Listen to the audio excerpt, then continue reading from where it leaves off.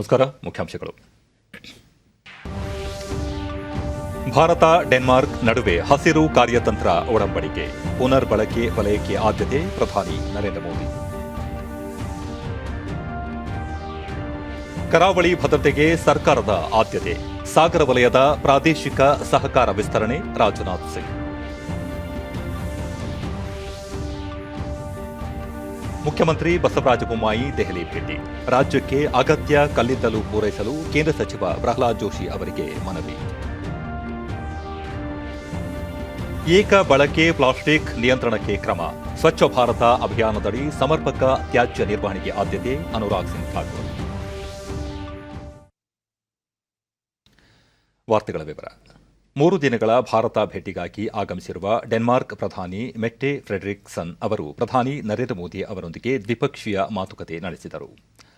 ದೆಹಲಿಯ ಹೈದರಾಬಾದ್ ಹೌಸ್ನಲ್ಲಿ ನಡೆದ ಸಭೆಯ ಬಳಿಕ ಉಭಯ ದೇಶಗಳ ನಡುವೆ ಜ್ಞಾನಾರ್ಜನೆ ಅನ್ವೇಷಣೆಯ ಜೊತೆಗೆ ಬೆಂಗಳೂರಿನ ಭಾರತೀಯ ವಿಜ್ಞಾನ ಸಂಸ್ಥೆ ಐಐಎಸ್ಸಿ ಹಾಗೂ ಡೆನ್ಮಾರ್ಕ್ ನಡುವೆ ಪರಿಸರ ರಕ್ಷಣೆ ಮತ್ತು ಮೂಲ ವಿಜ್ಞಾನ ಕ್ಷೇತ್ರಕ್ಕೆ ಸಂಬಂಧಿಸಿದಂತೆ ಒಟ್ಟು 4 ಒಡಂಬಡಿಕೆಗಳಿಗೆ ಸಾಕ್ಷಿಯಾದರು.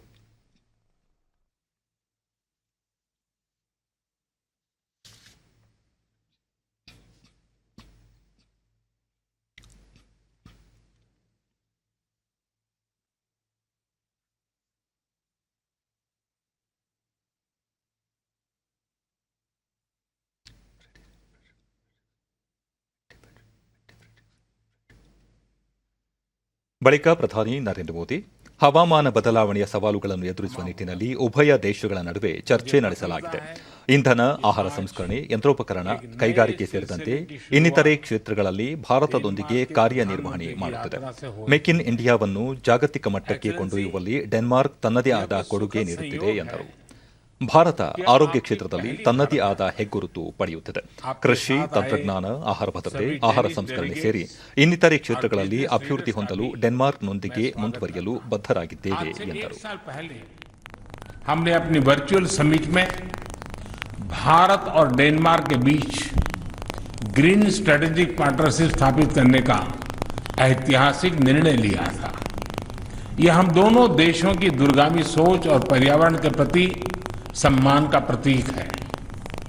यह पार्टनरशिप एक उदाहरण है कि किस प्रकार सामूहिक प्रयास के द्वारा टेक्नोलॉजी के माध्यम से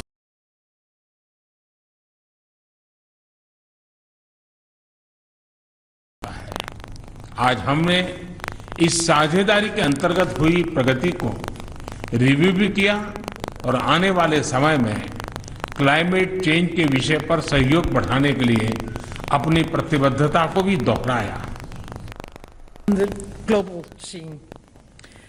ಮೆಟ್ಟೆ ಫ್ರೆಡರಿಕ್ಸನ್ ಉಭಯ ದೇಶಗಳ ಸಂಬಂಧ ವೃದ್ಧಿಗೆ ಪೂರಕ ಕ್ರಮಗಳನ್ನು ಕೈಗೊಳ್ಳಲಾಗಿದ್ದು, ಕೃಷಿ, ಆರೋಗ್ಯ ಸೇರಿ ಹಲವು ವಲಯಗಳಿಗೆ ಭಾರತದೊಂದಿಗೆ ಒಡಂಬಡಿಕೆ ಮಾಡಿಕೊಳ್ಳಲಾಗಿದೆ ಎಂದು ಹೇಳಿದರು. Last year, virtually, unfortunately, because we were not able to meet physically as we are today, we agreed on a very ambitious green strategic partnership. ಇದಕ್ಕೂ ಮುನ್ನ ಡೆನ್ಮಾರ್ಕ್ ಪ್ರಧಾನಿ ಮೆಟ್ಟೆ ಫ್ರೆಡರಿಕ್ಸನ್ ಅವರಿಗೆ ರಾಷ್ಟ್ರಪತಿ ಭವನದಲ್ಲಿ ಸಾಂಪ್ರದಾಯಿಕ ಸ್ವಾಗತ ಕೋರಲಾಯಿತು. ಸಶಸ್ತ್ರ ಪಡೆಗಳಿಂದ ಅವರು ಗೌರವ ವಂದನೆ ಸ್ವೀಕರಿಸಿದರು. ಪ್ರಧಾನಿ ನರೇಂದ್ರ ಮೋದಿ ಅವರು ಭಾರತೀಯ ಪ್ರತಿನಿಧಿಗಳನ್ನು ಈ ಸಂದರ್ಭದಲ್ಲಿ ಮೆಟ್ಟೆ ಫ್ರೆಡರಿಕ್ಸನ್ ಅವರಿಗೆ ಪರಿಚಯಿಸಿದರು. ಬಳಿಕ ಅವರು ಕಳೆದ ವರ್ಷ ಉಭಯ ದೇಶಗಳು ಹಸಿರು ಕಾರ್ಯತಂತ್ರ ಕುರಿತು ಒಡಂಬಡಿಕೆ ಮಾಡಿಕೊಂಡಿವೆ. ಪುನರ್ ಬಳಕೆ ಕ್ಷೇತ್ರಕ್ಕೆ ಹೆಚ್ಚಿನ ಆದ್ಯತೆ ನೀಡುವುದು ತಮ್ಮ ಆದ್ಯತೆಯಾಗಿದೆ. ಈ ಮಹತ್ವಾಕಾಂಕ್ಷೆಯ ಜವಾಬ್ದಾರಿಯನ್ನು ಉತ್ತಮವಾಗಿ ನಿಭಾಯಿಸುವ ಜೊತೆಗೆ ಜಾಗತಿಕವಾಗಿಯೂ ಇದನ್ನು ವಿಸ್ತರಿಸಬೇಕು ಎನ್ನುವ ಆಶಯ ತಮ್ಮದಾಗಿದೆ ಎಂದು ಹೇಳಿದರು. Really wants to take a great responsibility when it comes to the green transition in India. ಬಳಿಕ ಮೆಟ್ಟೆ ಫ್ರೆಡರಿಕ್ಸನ್ ಅವರು ರಾಜ್ಘಾಟ್ಗೆ ತೆರಳಿ ರಾಷ್ಟ್ರಪಿತ ಮಹಾತ್ಮ ಗಾಂಧಿ ಅವರ ಸಮಾಧಿಗೆ ಗೌರವ ಸಮರ್ಪಿಸಿದರು.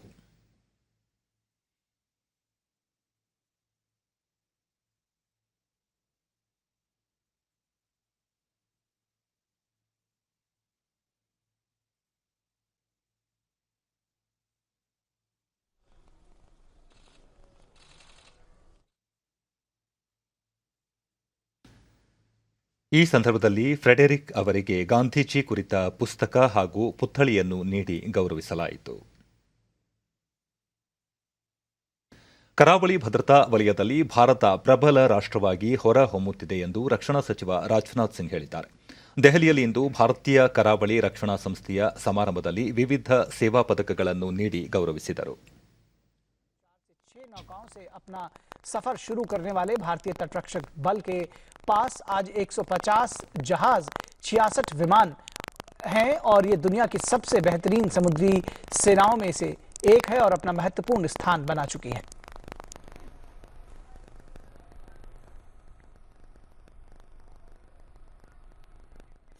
रक्षा मंत्री ने कहा कि समुद्री सुरक्षा को सुनिश्चित किए बिना आंतरिक और बाहरी सुरक्षा फ्रेमवर्क बनाना किसी भी सूरत में संभव नहीं है. ಅವರು ಕರಾವಳಿ ಭದ್ರತೆಗೆ ಸರ್ಕಾರ ಆದ್ಯತೆ ನೀಡಿದ್ದು, ಇದರಿಂದ ಪ್ರಾದೇಶಿಕ ಸಹಕಾರ ವ್ಯಾಪ್ತಿ ವಿಸ್ತರಣೆಯಾಗುತ್ತಿದೆ, ಪ್ರಾದೇಶಿಕ ಭದ್ರತೆಗೂ ಸಹಕಾರಿಯಾಗಿದೆ ಎಂದು ಹೇಳಿದರು. ಕರಾವಳಿ ರಕ್ಷಣಾ ಸಂಸ್ಥೆ ಕಾರ್ಯನಿರ್ವಹಣೆಯಿಂದ ಸಾಕಷ್ಟು ಅನುಕೂಲಗಳಾಗಿದ್ದು, ಹಲವಾರು ಜೀವ ರಕ್ಷಿಸಲು ಸಾಧ್ಯವಾಗಿದೆ. ಸಾಗರ ವಲಯದ ಸಹಕಾರಕ್ಕೆ ಕೇಂದ್ರ ಸರ್ಕಾರ ವಿಶೇಷ ಆದ್ಯತೆ ನೀಡಿದೆ ಎಂದು ಅವರು ಹೇಳಿದ್ದಾರೆ. ಆಂತರಿಕ ಮತ್ತು ಬಾಹ್ಯ ಭದ್ರತೆಗೆ ಸಾಗರ ವಲಯದ ರಕ್ಷಣೆ ಅತ್ಯಂತ ಅಗತ್ಯವಾಗಿದೆ. ಸಾಗರ ಪ್ರದೇಶವನ್ನು ಮಾಲಿನ್ಯ ಮುಕ್ತಗೊಳಿಸುವ ಜೊತೆಗೆ ಆರ್ಥಿಕ ಕ್ಷೇತ್ರದ ದೃಷ್ಟಿಯಿಂದ ಅಭಿವೃದ್ಧಿ ಅಗತ್ಯವಿದೆ ಎಂದು ತಿಳಿಸಿದರು. ಕರಾವಳಿ ರಕ್ಷಣಾ ಪಡೆ 6 ಹಡಗುಗಳ ಮೂಲಕ ಆರಂಭವಾಗಿದ್ದು, ಇಂದು 150 ಹಡಗುಗಳು, 66 ಯುದ್ಧ ವಿಮಾನಗಳನ್ನು ಒಳಗೊಂಡ ಜಗತ್ತಿನ ಅತಿದೊಡ್ಡ ಕಡಲು ವಲಯದ ರಕ್ಷಣಾ ಪಡೆಯಾಗಿ ಹೊರ ಹೊಮ್ಮಿದೆ ಎಂದು ಹೇಳಿದರು. यानी security and growth for all in the region में यह उद्देश्य भली भांति स्पष्ट होता है. ಮುಖ್ಯಮಂತ್ರಿ ಬಸವರಾಜ ಬೊಮ್ಮಾಯಿ ದೆಹಲಿಯಲ್ಲಿ ಇಂದು ಕೇಂದ್ರ ಕಲ್ಲಿದ್ದಲು, ಗಣಿ ಹಾಗೂ ಸಂಸದೀಯ ವ್ಯವಹಾರಗಳ ಸಚಿವ ಪ್ರಹ್ಲಾದ್ ಜೋಶಿ ಅವರನ್ನು ಭೇಟಿ ಮಾಡಿ ಚರ್ಚಿಸಿದರು. ರಾಜ್ಯಕ್ಕೆ ಅಗತ್ಯವಿರುವ ಕಲ್ಲಿದ್ದಲು ಪೂರೈಕೆ ಸೇರಿದಂತೆ ಹಲವು ವಿಷಯಗಳ ಕುರಿತು ಸಮಾಲೋಚನೆ ನಡೆಸಿದರು. ಈ ಸಂದರ್ಭದಲ್ಲಿ ಇಂಧನ ಸಚಿವ ವಿ ಸುನೀಲ್ ಕುಮಾರ್, ಆರೋಗ್ಯ ಸಚಿವ ಡಾ ಕೆ ಸುಧಾಕರ್ ಉಪಸ್ಥಿತರಿದ್ದರು. ಇದಕ್ಕೂ ಮುನ್ನ ಕೇಂದ್ರ ನಾಗರಿಕ ವಿಮಾನಯಾನ ಸಚಿವ ಜ್ಯೋತಿರಾದಿತ್ಯ ಸಿಂಧಿಯಾ ಅವರನ್ನು ಭೇಟಿ ಮಾಡಿ ಮುಖ್ಯಮಂತ್ರಿ ಅವರು ಚರ್ಚೆ ನಡೆಸಿದರು. ವಿಶ್ವವಿಖ್ಯಾತ ನಾಡಹಬ್ಬ ಮೈಸೂರು ದಸರಾ ಮಹೋತ್ಸವದ ಜಂಬೂ ಸವಾರಿಗೆ ಅರಮನೆ ಆವರಣದಲ್ಲಿ ಅಂತಿಮ ಹಂತದ ತಾಲೀಮು ಇಂದು ನಡೆಯಿತು.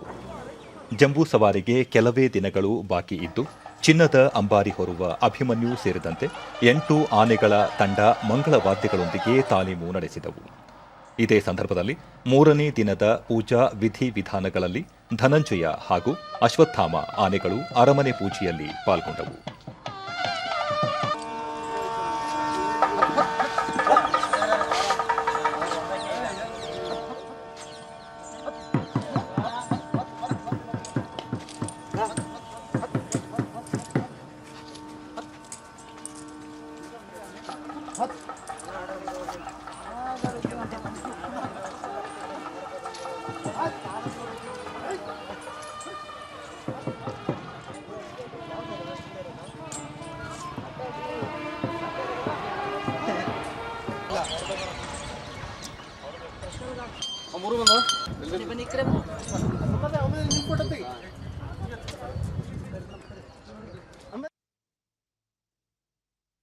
ಸಹಕಾರ ಸಂಘ ಸಂಸ್ಥೆಗಳ ಚುನಾವಣೆಗಳನ್ನು ನಡೆಸಲು ಸೂಕ್ತ ಕ್ರಮ ಕೈಗೊಳ್ಳುವಂತೆ ಮುಖ್ಯ ಕಾರ್ಯದರ್ಶಿ ಪಿ ರವಿಕುಮಾರ್ ಸಂಬಂಧಿಸಿದ ಇಲಾಖೆಗಳಿಗೆ ಸೂಚನೆ ನೀಡಿದ್ದಾರೆ.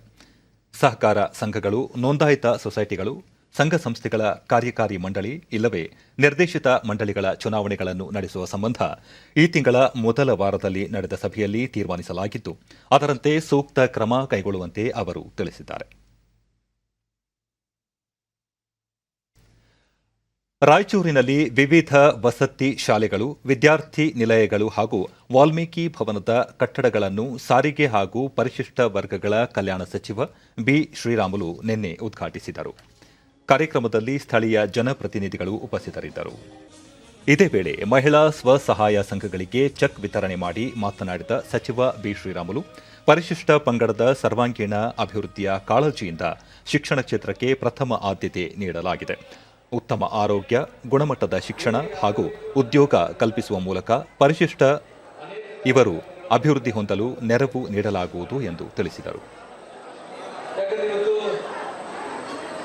ಪರಿಶಿಷ್ಟ ಕಲ್ಯಾಣ ಮಂತ್ರಿಗಳಾಗಿ ಯಾಕೆ ಮುಂಚೆ ಇವುಗಳ ಪ್ರತ್ಯೇಕವಾದಂತಹ ಸಚಿವಾಲಯ ಆಗಬೇಕು, ಈ ಸಮುದಾಯ ಆರ್ಥಿಕವಾಗಿ, ಸಾಮಾಜಿಕವಾಗಿ, ರಾಜಕೀಯವಾಗಿ ಎಲ್ಲ ರಂಗದಲ್ಲಿ ಮುಂದಕ್ಕೆ ಬರಬೇಕು ಅನ್ನೋ ಕಾರಣದಿಂದ ಅನೇಕ ಜವಾಬ್ದಾರಿಗಳನ್ನು ಇಟ್ಕೊಂಡು ಅನೇಕ ಕಾರ್ಯಕ್ರಮಗಳಿಗೆ ಇವತ್ತು ಕಾರ್ಯಕ್ರಮ ತಗೊಳ್ಳುವಂತ ಕೆಲಸಗಳನ್ನ ಮಾಡ್ತಾ ಇದ್ದೇನೆ. ರಾಜ್ಯದಲ್ಲಿದ್ದಂತಹ ಪರಿಶಿಷ್ಟ ಪಂಗಡಗಳ ಎಸ್ಟಿ ಸಮುದಾಯಗಳು ಸರ್ವಾಂಗೀಣ ಅಭಿವೃದ್ಧಿ ಆಗಬೇಕು ಅನ್ನೋ ಕಾರಣದಿಂದ ಇವತ್ತು ಶಿಕ್ಷಣಕ್ಕೆ ಪ್ರಥಮ ಆದ್ಯತೆ ನೀಡುವಂತ ಕೆಲಸಗಳು ನಾವೆಲ್ಲ ಕೂಡ ಮಾಡ್ತಾ ಇದ್ವಿ. 7.5 ಮೀಸಲಾತಿ ನಂತರ ಸುದ್ದಿಗೋಷ್ಠಿಯಲ್ಲಿ ಅವರು ಪರಿಶಿಷ್ಟ ಜಾತಿ ಪಂಗಡಗಳ ಶ್ರೇಯೋಭಿವೃದ್ಧಿಗೆ ಸರ್ಕಾರ ಬದ್ಧವಾಗಿದೆ. ಈ ಸಮುದಾಯಗಳ ಕಾರ್ಯಕ್ರಮಗಳನ್ನು ಅನುಷ್ಠಾನಗೊಳಿಸಲು ಕಾರ್ಯಯೋಜನೆ ರೂಪಿಸಲಾಗಿದೆ ಎಂದು ತಿಳಿಸಿದರು. ಆದಷ್ಟು ಶೀಘ್ರದಲ್ಲೇ ಆ ವರದಿಯನ್ನು ತರಿಸ್ಕೊಂಡು, ಯಾಕಂದ್ರೆ ಬೇರೆ ಬೇರೆ ಸಮುದಾಯಗಳು ಇವತ್ತು ಹೋರಾಟ ಮಾಡ್ತಾ ಇದಾವ, ಅವೆಲ್ಲ ಕೂಡ ಆಲ್ರೆಡಿ ನಮ್ದು ವಾಲ್ಮೀಕಿ ಸಮುದಾಯದ ಬಹಳ ಹಳೆ ಬೇಡಿಕೆ ಇರೋ ಕಾರಣ ಆದಷ್ಟು ಶೀಘ್ರದಲ್ಲೇ ವರದಿ ತರಿಸ್ಕೊಂಡು 7% ಮೀಸಲಾತಿಯನ್ನು ಕೊಡಬೇಕು. 75ನೇ ಸ್ವಾತಂತ್ರ್ಯ ಅಮೃತ ಮಹೋತ್ಸವದ ಹಿನ್ನೆಲೆಯಲ್ಲಿ ಉಡುಪಿಯ ಪಡುಬಿದ್ರಿ ಕಡಲ ತೀರದಲ್ಲಿ ನಿನ್ನೆ ಸ್ವಚ್ಛತಾ ಅಭಿಯಾನ ಹಮ್ಮಿಕೊಳ್ಳಲಾಗಿತ್ತು. ಈ ಸಂದರ್ಭದಲ್ಲಿ ಇಂಧನ ಸಚಿವ ವಿ ಸುನೀಲ್ ಕುಮಾರ್ ಸೇರಿದಂತೆ ಸ್ಥಳೀಯ ಜನಪ್ರತಿನಿಧಿಗಳು ಉಪಸ್ಥಿತರಿದ್ದರು. ಇದೇ ವೇಳೆ ವಿವಿಧ ಕ್ರೀಡಾ ಸ್ಪರ್ಧೆಗಳಲ್ಲಿ ವಿಜೇತರಾದವರಿಗೆ ಪ್ರಶಸ್ತಿ ಪ್ರದಾನ ಮಾಡಲಾಯಿತು.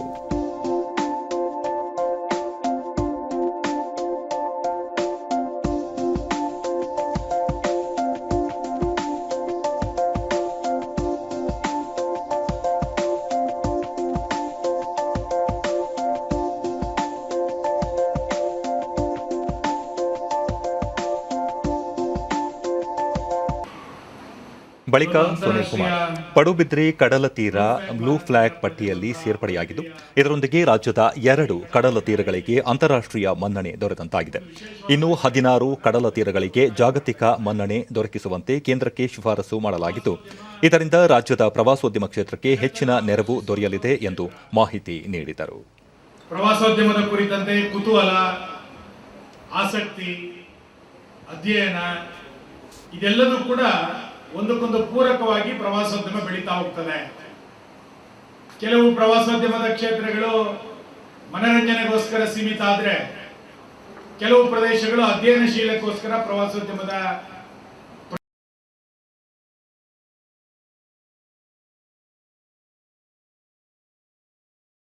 ಆಯಾಮಗಳನ್ನು ಇಟ್ಟುಕೊಂಡು ಆಯಾ ಕ್ಷೇತ್ರಗಳ ಪ್ರಸಿದ್ಧಿಯನ್ನು ಹೊಂದ ದೇಶದ ಜನರನ್ನ, ಜಗತ್ತಿನ ಜನರನ್ನ ಹತ್ತಿರ ಕರ್ಕೊಳ್ಳುವಂತ ಒಂದು ಪ್ರವಾಸೋದ್ಯಮ ಕೇಂದ್ರವಾಗಿ ನೂರಾರು ಪ್ರದೇಶಗಳು ಇವತ್ತು ಮಾರ್ಪಾಡಾಗ್ತಾ ಇರೋದನ್ನು ನಾವು ಕಾಣ್ತಾ ಇದ್ದೇವೆ. ಭ್ರಷ್ಟಾಚಾರ ತಡೆಗಾಗಿಯೇ ಐಟಿ ಮತ್ತು ಇಡಿ ಇಲಾಖೆಗಳಿದ್ದು, ಅವುಗಳ ಕಾರ್ಯನಿರ್ವಹಣೆಯ ಹಿಂದೆ ಸರ್ಕಾರದ ಹಿಡಿತ ಇರುವುದಿಲ್ಲ ಎಂದು ವಸತಿ ಮತ್ತು ಮೂಲ ಸೌಲಭ್ಯ ಸಚಿವ ವಿ ಸೋಮಣ್ಣ ಬೆಂಗಳೂರಿನಲ್ಲಿ ಇಂದು ತಿಳಿಸಿದ್ದಾರೆ. ರಾಜ್ಯದಲ್ಲಿ ಯಾವುದೇ ಸರ್ಕಾರ ಆಡಳಿತದಲ್ಲಿದ್ದರೂ ಐಟಿ ಇಡಿ ತಮ್ಮ ಬಳಿ ಇರುವ ಮಾಹಿತಿ ಆಧರಿಸಿ ಭ್ರಷ್ಟಾಚಾರಿಗಳ ಮೇಲೆ ದಾಳಿ ನಡೆಸಿ ಪರಿಶೀಲನೆ ಕೈಗೊಳ್ಳುವುದು ಸಹಜ ಪ್ರಕ್ರಿಯೆ ಎಂದರು. ಇದು ಒಂದು ತುಂಬಾ ಚಟುವಟಿಕೆಯನ್ನ ತನಗಿರ್ತಕ್ಕಂಥ ಇನ್ಫಾರ್ಮೇಶನ್ ಅನ್ನು ಯಾವ ರೀತಿ ಕ್ರೋಢೀಕರಿಸಿ ಅದ್ರ ಬಗ್ಗೆ ಕ್ರಮ ತಗೊಂಡಿದ್ದಾರೆ. ಅದಕ್ಕೆ ಈಗಾಗಲೇ ಸನ್ಮಾನ್ಯ ಯಡಿಯೂರಪ್ಪ ಸಾಹೇಬರು ಕೂಡ ಶಿವಮೊಗ್ಗದಿಂದ ತಮ್ಮ ಅಭಿಪ್ರಾಯವನ್ನು ಕೂಡ ತಿಳಿಸಿದ್ದಾರೆ. ಇದೊಂದು ಸಹಜವಾದ ಪ್ರಕ್ರಿಯೆ. ಆ ಪ್ರಕ್ರಿಯೆಗೆ ಬಣ್ಣ ಮತ್ತೊಂದು ಲೇಪ ಮಾಡಿ ಡ್ರೆಸ್ ಮಾಡೋದು ಬೇಡ. ಯಾವುದೇ ಸರ್ಕಾರ ಇದ್ರೂ ಕೂಡ ಸರ್ಕಾರದ ಅಂಗನಲ್ಲಿ ಈ ಸಂಸ್ಥೆಗಳಿಲ್ಲ.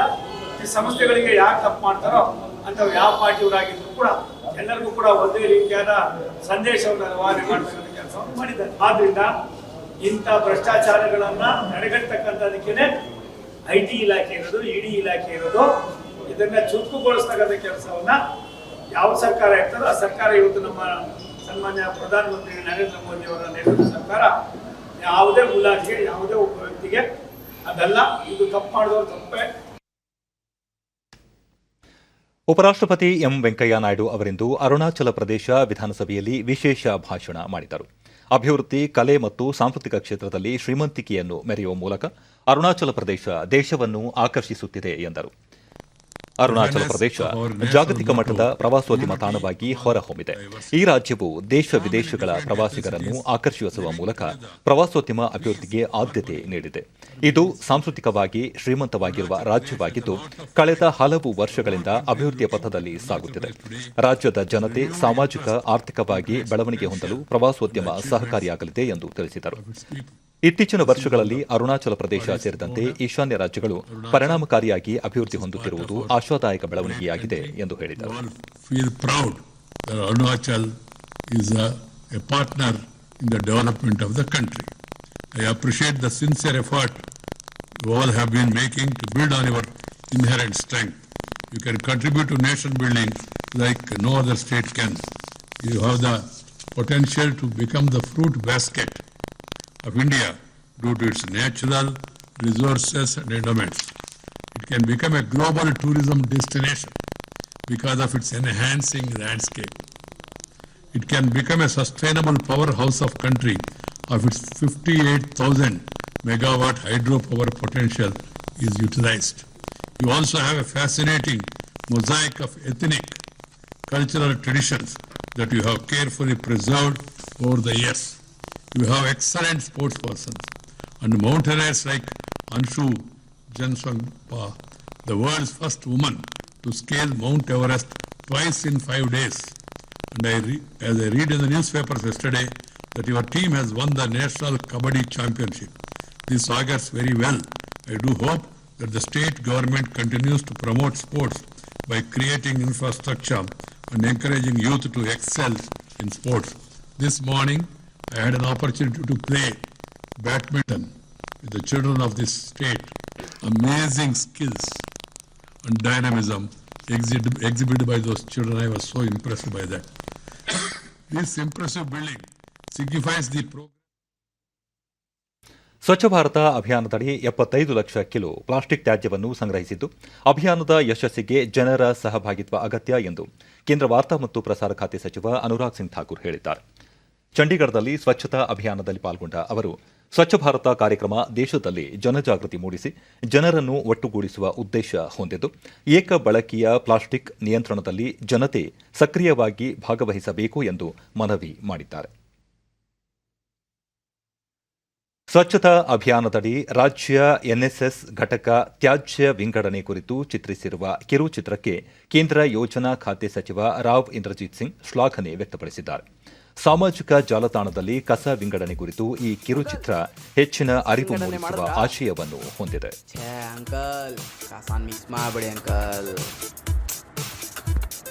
ಹಸಿ ಕಸ ಒಣ ಕಸ ಹಸಿ ಕಸ ಒಣ ಕಸ ವಿಂಗಡಿಸಿ ಅಗ್ರಾಯಾಸ ಈಗಲಾದರೂ ಬುದ್ಧಿವಂತರಾಗಿ ಭೂಮಿ ತಾಯಿ ಒಳಿತಿಗಾಗಿ. ಪ್ಲಾಸ್ಟಿಕ್ ಬಾಟ್ಲು ಪ್ಲಾಸ್ಟಿಕ್ ಕವರು ಹಾಲಿನ ಕವರು ಟೀ ಕಪ್ಪು ಇಷ್ಟಕ್ಕೆಲ್ಲ ಇರೋದು ನೀಲಿ ಡಬ್ಬ. ಹಣ್ಣಿನ ಸಿಪ್ಪೆ ತರಕಾರಿ ಸಿಪ್ಪೆ ಹೂವು ತೆಂಗಿನ ಚಿಪ್ಪು ಇಷ್ಟಕ್ಕೆಲ್ಲ ಇರೋದು ಹಸಿರು ಡಬ್ಬ. ವೆಟ್ ವೇಸ್ಟ್ಗೆ ಒಂದು ಡಬ್ಬ ಡ್ರೈ ವೇಸ್ಟ್ಗೆ ಒಂದು ಡಬ್ಬ. ಇಷ್ಟು ಮಾಡಿ ನೀ ಮಾಡ್ಕೋ ಹಬ್ಬ. ಇಲ್ದಿದ್ರೆ ಪ್ರಕೃತಿ ಕೊಡುವುದು ನಿನ್ನ ಕೈಗೆ ಒಂದು ತಾಮ್ರ ಚೊಂಬ. ಟಿಕ್ ಟಿಕ್ ಎಂದೊಡನೆ ಹಲವರಿಗೆ ನೆನಪಾಗುವುದು ಗಡಿಯಾರ. ಕೆಲವು ವರ್ಷಗಳ ಹಿಂದೆ ಕೈ ಗಡಿಯಾರಕ್ಕೆ HMT ತನ್ನದೇ ಆದ ಹೆಗ್ಗುರುತನ್ನು ಪಡೆದುಕೊಂಡಿತ್ತು. ಟೈಮ್ ಕೀಪರ್ಸ್ ಆಫ್ ಇಂಡಿಯಾ ಎಂದೇ ಖ್ಯಾತಿ ಪಡೆದಿರುವ HMTಯು ಬೆಂಗಳೂರಿನಲ್ಲಿ ತನ್ನದೇ ಆದ ವಸ್ತು ಸಂಗ್ರಹಾಲಯವನ್ನು ಹೊಂದಿದೆ. HMT ಕೈ ಗಡಿಯಾರ ಬೆಳೆದು ಬಂದ ಹಾದಿಯ ವರದಿ ಇಲ್ಲಿದೆ. ದೇಶ 75ನೇ ಸ್ವಾತಂತ್ರ್ಯ ವರ್ಷಾಚರಣೆಯನ್ನು ಆಜಾದಿ ಕಿ ಅಮೃತ್ ಮಹೋತ್ಸವದ ಹೆಸರಿನಲ್ಲಿ ಸಂಭ್ರಮಿಸುತ್ತಿರುವಾಗ, ಅಮೃತ್ ಎಂಬ ಹೆಸರಿನ ಕೈಗಡಿಯಾರವನ್ನು HMT ಸಂಸ್ಥೆ ಬಿಡುಗಡೆ ಮಾಡಿದೆ.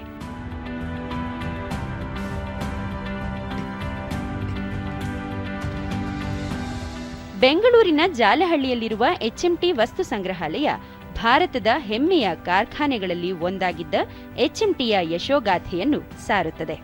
ಸುಮಾರು 1953ರಲ್ಲಿ ಆರಂಭವಾದಂಥ HMT ಯಂತ್ರೋಪಕರಣಗಳ ಜೊತೆಗೆ ವಾಚುಗಳು, ಟ್ರ್ಯಾಕ್ಟರ್ಗಳು, ಬಲ್ಬುಗಳು, ಈ ರೀತಿಯಾಗಿ ಸುಮಾರು ಉತ್ಪನ್ನಗಳನ್ನು ತಯಾರಿಸ್ತಾ ಇತ್ತು.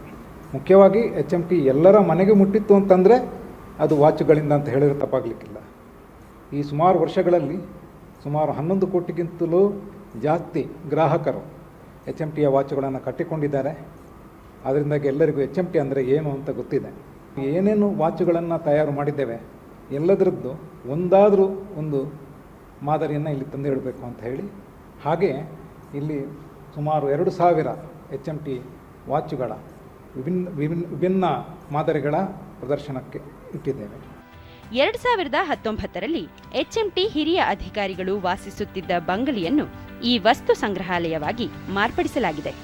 ಇಲ್ಲಿ HMT ತಯಾರಿಸಿರುವ ವಿವಿಧ ವಿನ್ಯಾಸದ ಗಡಿಯಾರಗಳನ್ನು ನೋಡಬಹುದಾಗಿದ್ದು, ಇದು ಕಾರ್ಖಾನೆಯ ಕಾರ್ಯಕ್ಷಮತೆಗೆ ಕೈಗನ್ನಡಿಯೂ ಆಗಿದೆ.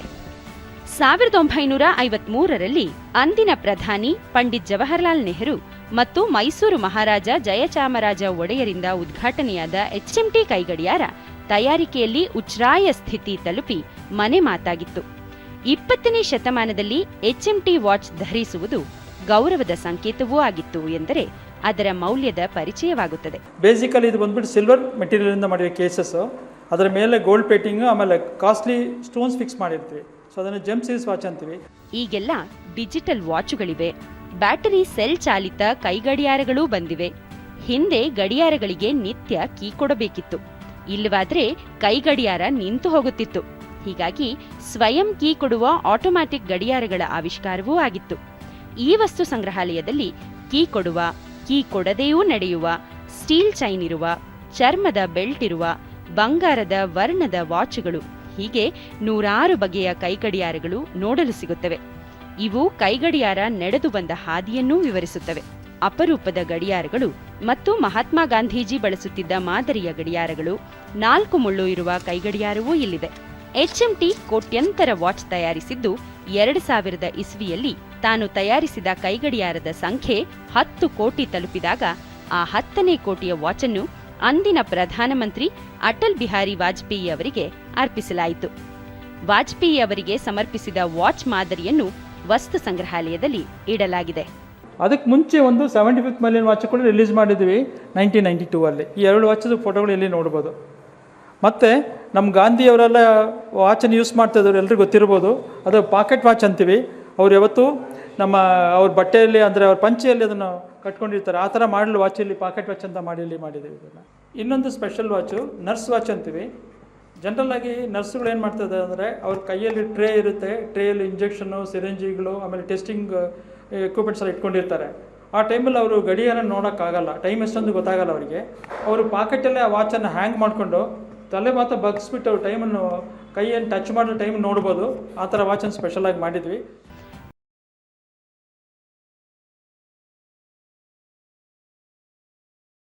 ಹೆಮ್ಮೆಯಿಂದ ಹೇಳುತ್ತಾರೆ. ನಾನು HMT ಅಂದರೆ ಜಾಸ್ತಿ ಇಷ್ಟ ವಾಚಸ್ ನನಗೆ. ಸೊ ಅದಕ್ಕೆ ನಾನು HMT ವಾಚಸ್ ಮ್ಯೂಸಿಯಂ ನೋಡೋಕ್ಕೆ ಬಂದಿದ್ದೆ. ತುಂಬ ಚೆನ್ನಾಗಿದೆ ಮ್ಯೂಸಿಯಂ. ಲೈಕ್ ಅದು ನಮ್ಮ ಹಳೆ ಮಷೀನ್ಸ್ ಎಲ್ಲ ಇಟ್ಟಿದ್ದಾರೆ. ಸೊ ಇದೆಲ್ಲ ಸಖತ್ ಚೆನ್ನಾಗಿದೆ ನೋಡೋದಕ್ಕೆ. ಜೊತೆಗೆ ನಮ್ಮ ತಾತ ನನಗೆ 1 ವೀಕ್ ಬ್ಯಾಕ್ ವಾಚ್ ಕೊಟ್ಟಿದ್ದಾರೆ. ವಾಚ್ ಹೆಸರು HMT ಗೌತಮ್ ಅಂತ. ಅದೇ ಮಾಡೋದು ಈಗ HMT ಕೊಹಿನೂರ್ ಅಂತ ಬರ್ತಾ ಇದೆ. It's almost 1960s watch. So ನನಗೆ ತುಂಬ ಖುಷಿ ಆಗ್ತಾ ಇದೆ. ಇಟ್ಸ್ ಹೆರಿಟೇಜ್ ಅಂತ ಹೇಳ್ಕೋಕ್ಕೆ ಇಷ್ಟಪಡ್ತೀನಿ. I don't think anybody in our age group would not have bought their HMT. Is impossible, right? Everybody's first watch would have been HMT. ನಾವು watches purchase ಮಾಡೋಕ್ಕೆ ಬಂದಿದ್ದೀವಿ. ಮಾಮೂಲಿ ನಾವು HMTನೇ ತಗೊಳ್ಳೋದು. HMT ಬಹಳ ಇಷ್ಟ ನಮಗೆ. ವಾಚ್ ಅಂದರೆ ನನಗೆ ಸ್ವಲ್ಪ ಕ್ರೇಜು. ಎಲ್ಲ ಕಂಪ್ನಿದು ತೊಗೊತೀನಿ. ಅದರಲ್ಲಿ ನನಗೆ HMT ಅಂದರೆ ತುಂಬ ಇಷ್ಟ. ತಾತನೂ HMT ಅಂದರೆ ತುಂಬ ಇಷ್ಟ ಅವ್ರಿಗೆ. ಅವ್ರ ಹತ್ರ ಒಂದು ವಾಚ್ ಇತ್ತು. ಅದು ಅವರು ಬಂದು ನಮ್ಮ ತಂದೆ ಕೊಟ್ಟರು. ನಮ್ಮ ತಂದೆಯಿಂದ ಈಗ ನನಗೆ ಬಂದಿದೆ. HMT ಒಂದು 6 ವಾಚ್ ಇದೆ ನನ್ನ ಹತ್ರ. ಓಕೆ, ಈಗೊಂದು ಇದು 7ನೇ ವಾಚ್ ಸೇರ್ತಾ ಇದೆ ನನ್ನ ಇದಕ್ಕೆ. HMT ಅಧಿಕೃತವಾಗಿ ತನ್ನ ವಾಚುಗಳ ವಸ್ತು ಸಂಗ್ರಹಾಲಯವನ್ನೇ ಮಾಡಿದೆ. ಅದೇ ರೀತಿ ಅನೇಕ ಖಾಸಗಿ ವ್ಯಕ್ತಿಗಳು ಕೈಗಡಿಯಾರ ಕಲೆ ಹಾಕುವ ಹವ್ಯಾಸ ಬೆಳೆಸಿಕೊಂಡಿದ್ದಾರೆ. ಹವ್ಯಾಸಿ ಕೈಗಡಿಯಾರ ಸಂಗ್ರಹಕಾರ ರೋಹಿತ್ ತಮ್ಮ ಬಳಿ 400ಕ್ಕೂ ಹೆಚ್ಚು ಕೈಗಡಿಯಾರ ಇರುವುದಾಗಿ ಹೇಳುತ್ತಾರೆ. Today, so many watches that we see in this museum are not even available in showroom. The only one company that has manufactured dial, movement, case, everything from scratch to the watch is the only one company that is HMT. And I am proud to be a collector of HMT. ಇಲ್ಲಿ visitors ಬೆಳಗ್ಗೆ 9:30ಯಿಂದ ಸಂಜೆ 6 ಗಂಟೆ ಒಳಗಡೆ ಬಂದು ಮ್ಯೂಸಿಯಮನ್ನು ವೀಕ್ಷಣೆ ಮಾಡಬಹುದು. ಪುನಃ ಈ ಹೆಸರು ಈ ವಸ್ತು ಸಂಗ್ರಹಾಲಯದ ಮೂಲಕ ಎಲ್ಲರ ಮನೆಗೂ ಮನಕ್ಕೂ ತಲುಪಲಿ ಎಂದೇ ನಮ್ಮ ಆಶೆ. 6.5 ದಶಕಗಳ ಕಾಲ ದೇಶದಲ್ಲಿ ಕೈಗಡಿಯಾರ ಮತ್ತು ತಯಾರಿಕೆಯಲ್ಲಿ ತೊಡಗಿದ್ದ ಹೆಮ್ಮೆಯ HMTಯ ನೆನಪುಗಳ ಗಣಿಯೇ ಈ ವಸ್ತು ಸಂಗ್ರಹಾಲಯದಲ್ಲಿದೆ. ಕೊನೆಯಲ್ಲಿ ಮತ್ತೊಮ್ಮೆ ಮುಖ್ಯಾಂಶಗಳು. ಭಾರತ ಡೆನ್ಮಾರ್ಕ್ ನಡುವೆ ಹಸಿರು ಕಾರ್ಯತಂತ್ರ ಒಡಂಬಡಿಕೆ, ಪುನರ್ ಬಳಕೆ ವಲಯಕ್ಕೆ ಆದ್ಯತೆ, ಪ್ರಧಾನಿ ನರೇಂದ್ರ ಮೋದಿ. ಕರಾವಳಿ ಭದ್ರತೆಗೆ ಸರ್ಕಾರದ ಆದ್ಯತೆ, ಸಾಗರ ವಲಯದ ಪ್ರಾದೇಶಿಕ ಸಹಕಾರ ವಿಸ್ತರಣೆ, ರಾಜನಾಥ್ ಸಿಂಗ್.